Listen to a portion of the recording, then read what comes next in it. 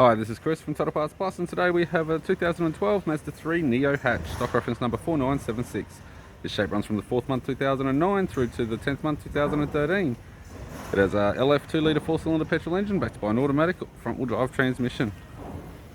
LF 2-litre 4-cylinder petrol engine. We have the left power door mirror. Left front door has multiple small dents. Left rear 15-inch factory alloy mag with a good tyre. Left-hand tail light, left tailgate garnish, tidy rear bumper cover. Does have a cutout for the tow bar. Tow bar with all bolts, brackets and loomless neck. Tailgate appears to have no damage. Right-hand tailgate garnish, right-hand tail light, right rear 15-inch factory alloy mag with a good tyre. Right front door appears to have no damage. Right front power door mirror and a right front 15-inch factory alloy mag with a good tyre. We have the driver's side door trim, power window master switch.